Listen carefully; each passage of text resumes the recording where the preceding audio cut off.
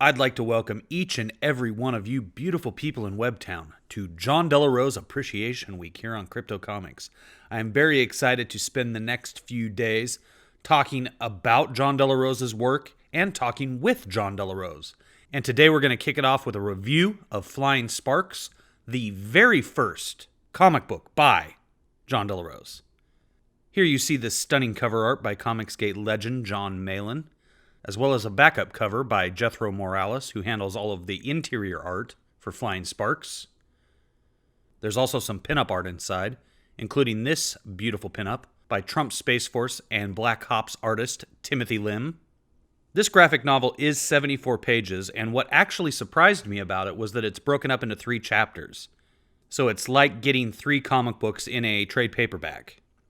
And I think that actually benefited the story rather than having one long continuous story that runs for 74 pages. John is able to skip through time a little bit between each chapter and give heroes the opportunity to heal. He's able to advance the plot. He's able to throw us into the middle of a scene, as you see like right here in the beginning, where we just start in the middle of some action, which is always a great way to start any story. Draw the audience right in and make them play a little bit of catch-up. And one thing I like about our hero, Meta Girl, is that she is not impervious to pain. Every experience she has, it's a struggle for her to try to keep up. She draws her name from Meta Man, but she does not have the powers of Meta Man, whereas Meta Man is much more your traditional superhero, say like Superman. Meta Girl does not have superpowers. She has to use gadgets to fight villainy, so that makes her much more prone to being injured. I love that she is the underdog. That makes the book so much more enjoyable. She doesn't have superhuman strength. She's just a girl with some gadgets. And she, tries her hardest, and she's willing to stand up to anyone, even though she knows she's outmatched, even though she knows she's in trouble. She sees this big guy, for example, destroying part of the city, and she's willing to fight him when no one else will, just so she can distract him from perhaps injuring another person. And that heart carries you through the book. It also involves a relationship. She has a boyfriend named Johnny Benvenuti, and Johnny runs a coffee shop by day, but really he is an antiquities dealer by night, selling illegally gained art on the black market, which is what we see going on right here.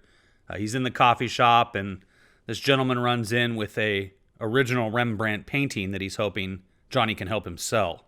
And this all goes into the plot. This is not just something that's throwaway. Everything you see in the first few pages influences the story as you go along.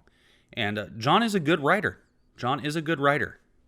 And here we see Meta Girl in her secret identity as Chloe Anderson, arriving to snuggle up with her boyfriend a little bit there, and he's wondering how she got the bruises on her face. So, of course, he doesn't know that she is actually Meta Girl. Her gadgets are all made by Professor Fitch, who is a physics teacher at the local college.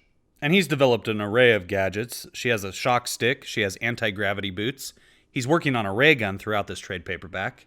Now, when Johnny goes to flip the Rembrandt painting to Mr. Frank, who is a collector of antiques, he gets a little bit more than he bargained for. Mr. Frank attempts to hold him up and take the painting because it turns out that the painting was actually stolen from him originally, and he wants to know who stole it, but Johnny is not willing to give up his sources. So Mr. Frank pulls a gun, and they have this fist fight. And this is the one, I only have a couple little critiques here. And this is one of them, is they get in this fist fight over a gun, and all of a sudden, they stop fist fighting. And the gun falls, I guess. We don't really see that in the panel. And so that kind of confused me. And here they're squaring off against each other, which is kind of bizarre, because if you're in a fist fight, the fist fight's going to keep going. You're not going to pause to have a conversation here. You think they'd be scrambling to get to the gun since Mr. Frank wants to kill him over this stolen painting. And there are some revelations about Johnny that we learn throughout the book that I'm not going to give away in this review. Mr. Frank also reveals this ruby, which he claims is of alien origin. No one knows where it came from.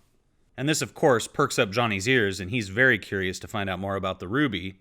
So after Frank and him have his altercation, Johnny ends up with the ruby. And as he's leaving Frank's house, this is one little continuity error. This isn't John's fault. I would actually put this on the artist, who has done a fine job, but it's just this one little thing where the butler tries to stop Johnny, and he hits him with, I don't know what. Is that a brick? I can't tell you what it is. We don't see him pick it up. We don't see him leaving with this object in his hand. He just all of a sudden has it in his hand and gives a good whomp to the butler. And it's just a couple little things like that I've noticed in this book. The only other thing I could suggest is, and when you're writing a book, you want to show, not tell. And there's a few small occasions in the book where John shows and tells. And what we're seeing is clear enough that you don't really need to add a line of dialogue to tell us what we're looking at, because clearly we can see what we're looking at. And it's just a couple little things like that. But keep in mind, this is the first comic book John Del Rose has ever written. He's normally a science fiction novelist, and so this was an entirely new arena for him to jump into. There's also this smaller relationship between Johnny's employee at the coffee shop and Hannah, who is Chloe, aka Metagirl's roommate. Their little relationship doesn't progress very far, but it's definitely established in this first volume of Flying Sparks. And I actually am looking forward to it. I like this relationship more than I like the relationship between Johnny and Chloe.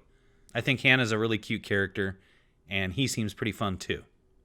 There's some great splash pages in this book too that are pretty dynamic, and for under $10, you cannot beat it at 74 pages. So I would definitely recommend Flying Sparks Volume 1 to anyone looking to just have some fun reading a story.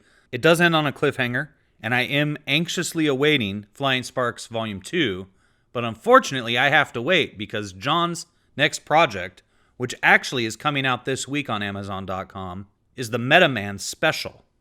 So we are actually going to get to learn more about the world of Flying Sparks and find out the history of Meta Man. I'm hoping Meta Girl makes an appearance, but we'll have to wait and see. So if you're looking for a fun read, check out Flying Sparks today on Amazon.com. It's reasonably priced at under $10, and it's suitable for all ages, so you don't have to worry about giving it to your kids.